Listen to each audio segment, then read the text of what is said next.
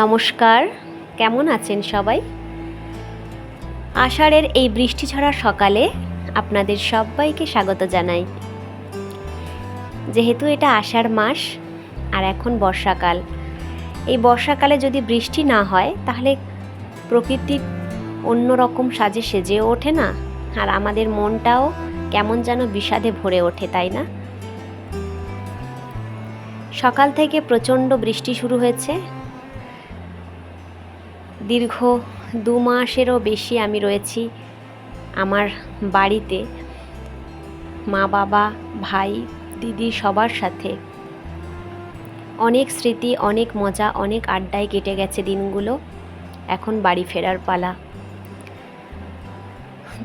জানেন তো, যখনই কোচবিহারে আসার সময় হয় প্রত্যেকবারেই বলতে পারেন প্রায় এই 5 বছরের যাত্রাপথে হয়তো একবার বা দুবার বৃষ্টি হয়নি।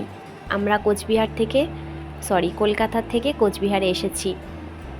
যখনই আমরা কলকাতা থেকে কোচবিহারে আসি, তখনই কেন জানি না আমাদের সাথে সাথে প্রকৃতিও কাঁদতে শুরু করে। বাবা মা ভাই বোন সবাই যেমনভাবে আকুল হয়ে ওঠে, ঠিক সেরকমই প্রকৃতিও যেন আমাদের সাথে সাথে কেঁদে ওঠে। এই চেনা শহরটা ছেড়ে যখন অনেক দূরে চলে যাই, যদিও থাকি আমরা পশ্চিমবাংলার মধ্যেই, কিন্তু তবুও তো দক্ষিণবঙ্গের শেষ প্রান্ত ডায়মন্ড হারবার, উত্তরবঙ্গের শেষ প্রান্ত কোচবিহার। একদম এক প্রান্ত থেকে আর এক প্রান্তে থাকার জার্নিটা একটা অদ্ভুত রকমভাবে ভালোও লাগে এবং কোথাও গিয়ে যন্ত্রণায়ও ভরে যায়। কেন জানেন? কারণ বাড়ি থেকে এত দূরে থাকি, একটা অজানা শহর, অচেনা মানুষদের সাথে থাকতে থাকতে, অচেনা শহরের সাথে মানিয়ে নিতে নিতে নিজেদের জীবনটাও না একটা অন্য রকমভাবে বয়ে চলেছে। ওই যে পেস্ট্রি দোকানটা দেখালাম, ওখান থেকে কিছু পেস্ট্রি কিনে নিয়েছি, আর ওখান থেকে কিছু মুখরোচক জিনিস যেমন চিড়ে ভাজার প্যাকেট, চিপসের প্যাকেট, এগুলো নিয়ে নিলাম সাথে। এই যে চলে এসেছি এখন শিয়ালদায়। মানুষ কত রকমভাবে ছুটে চলেছে তাদের নিজ নিজ গন্তব্যস্থলে। হাজারো মানুষ বিশ্রাম নিচ্ছে।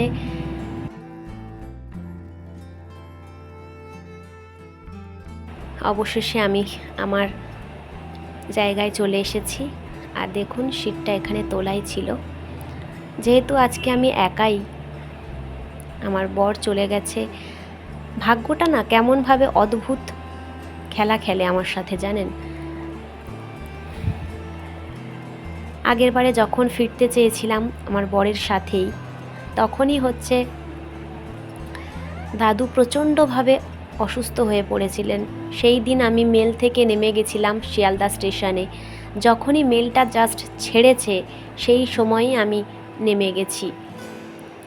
তোমাদের দাদাভাই আমাকে নামিয়ে দিয়েছিল, কারণ মানুষ চলে গেলে আর মানুষ কখনো ফিরে আসে না।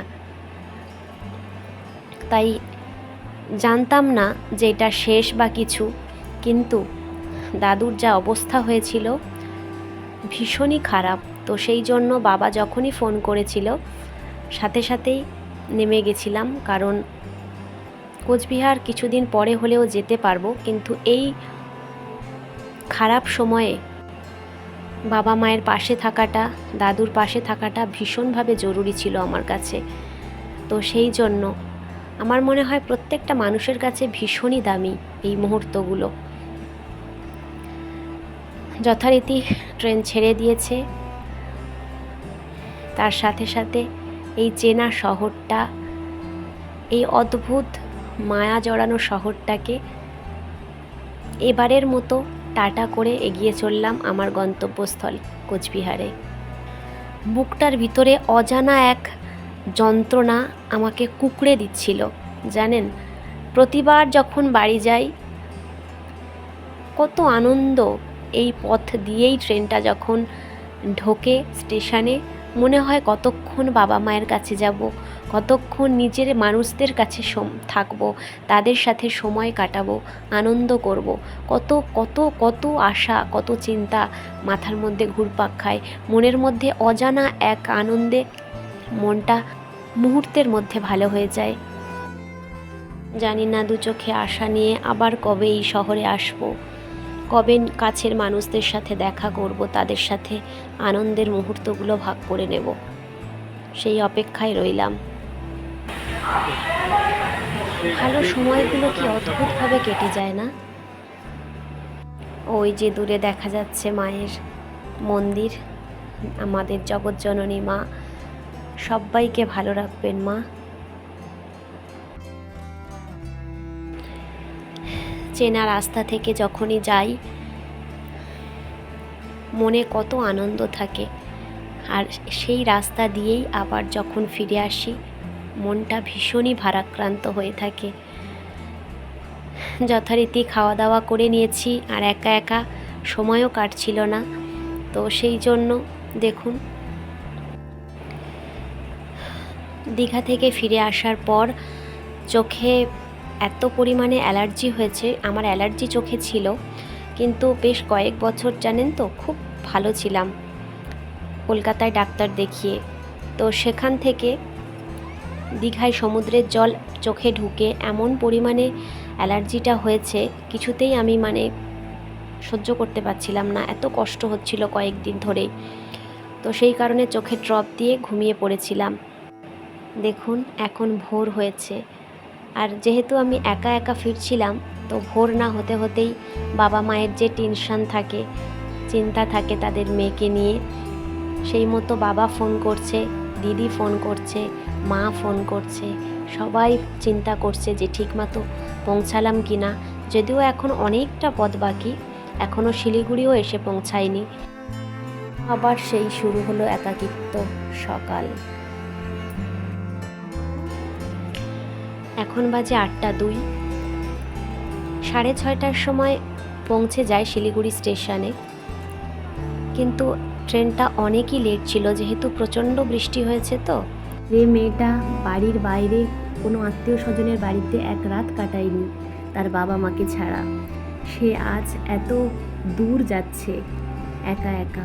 আপনাদের দাদা ভাইয়ের আসার কথা ছিল আমার সাথে, টিকিটও সেই মতোই ছিল, কিন্তু হঠাৎ করে অফিস থেকে ডাক পড়েছে, তো সেই জন্য চলে আসতে হয়েছে আমার যাওয়ার 2 দিন আগে। জানেন আমি তো দক্ষিণবঙ্গের মেয়ে, তো সেই ক্ষেত্রে উত্তরবঙ্গটা আমার কাছে একদমই একটা অন্য রকম প্রকৃতি লাগে, যেটা সবার ক্ষেত্রেই স্বাভাবিক।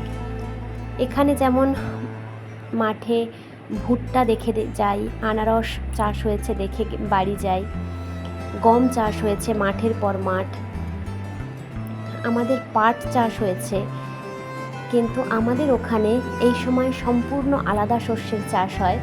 এগুলো তো আমাদের ওদিকে দেখাই যায় না। তাই উত্তরবঙ্গ থেকে যখনই দক্ষিণবঙ্গে যাই, প্রকৃতিটাও না সাথে সাথেই যেন চেঞ্জ হয়ে যায়। আর যখন দক্ষিণবঙ্গের চেনা শহর, চেনা মাঠঘাট, চেনা চাষবাস থেকে এত দূরে চলে এসেছি, তখন মনে হচ্ছে না, এখন উত্তরবঙ্গেই ঢুকেছি। মাঠের পর মাঠ হয়ে রয়েছে, পাট, ভুট্টা, সবেমাত্র আনারস তুলে নিয়েছে, আর ধানও ফেলেছে। মানুষের জীবনযাত্রা, মানুষের কথাবার্তা, মানুষের আচার ব্যবহার সম্পূর্ণ আলাদা, সব মিলিয়ে আলাদাই একটা পরিবেশ। দুদিকে সবুজে ঘেরা বনানী, মাঝখান থেকে চলেছি আমরা। কি অপূর্ব লাগছে দেখুন প্রকৃতিকে। প্রকৃতি যেন একটা অদ্ভুত মায়া জড়ানো মুখ নিয়ে দাঁড়িয়ে রয়েছে আমাদের সামনে। মাঠ ঘাট টুপটুপ করছে জলে, সব যেন ভরে রয়েছে। গ্রীষ্মের প্রচণ্ড দাবদাহে সব যেমন শুকিয়ে যায়, চারিদিকটা ফাঁকা হুহু করে, ঠিক তারপরেই বর্ষা আসে সেই ফাঁকা মাঠকে ভরিয়ে দেওয়ার জন্য, সেই গাছগুলোকে রাঙিয়ে দেওয়ার জন্য। উপরওয়ালার কি অদ্ভুত সৃষ্টি। তাই না? চলুন, কোচবিহার স্টেশনের কাছে চলে এসেছি, এবারে নামার পালা। আপনাদের দাদাভাইয়ের আসার কথা ছিল, কিন্তু জানি না আসতে পারবে কি না।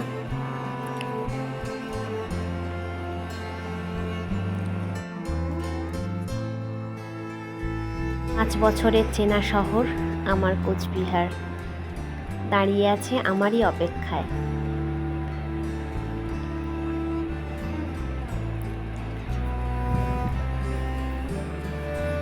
যখনই কোচবিহার শহরে ঢুকি মনে হয় যেন 5 বছরের যারা আমার অত্যন্ত কাছের মানুষ, অত্যন্ত শুভাকাঙ্ক্ষী, তারা আমারই অপেক্ষা করছে। তাই তাদের জন্য ফিরতে হবে আমাকে কোচবিহারে। এটা প্রতিবারে মনে হয় আসার সময়। আমার কাজ, আমার সংসার, আমার ভালোবাসার মানুষ, আমার বর সবাই অপেক্ষা করছে আমার জন্য। তাই সমস্ত দুঃখ, কষ্ট, যন্ত্রণা ভুলে আবারও কাজের জায়গায় ভালোবাসার মানুষের কাছে ফিরতে হবে। চলে আসলাম, নেমেও পড়েছি। চলুন, আমাকে আনতে এসেছে তো, যেহেতু অনেকগুলো ব্যাগ ছিল সাথে, ওই যে আমি উঠে পড়েছি। বাইক নিয়ে এসেছিল আনতে। কি সুন্দরভাবে দাঁড়িয়ে রয়েছে দেখুন কোচবিহার শহরটা।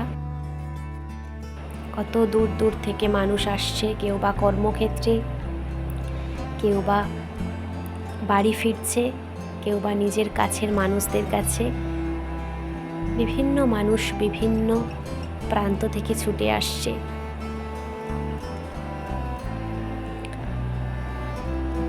আর এই যে দেখছেন, নিউ কোচবিহারের রেস্টুরেন্ট করেছে রেলের পক্ষ থেকে। চলুন, দীর্ঘ 14 ঘন্টার জার্নি আপনাদের সাথে শেয়ার করলাম, সম্পূর্ণ আমার নিজের একার জার্নি। আশা করছি আপনারা সবাই ভীষণ ভালো থাকবেন, সুস্থ থাকবেন। যদি ভিডিওটা ভালো লেগে থাকে অবশ্যই লাইক, কমেন্ট, শেয়ার করে দেবেন। আজকের এই পর্যন্তই, টাটা।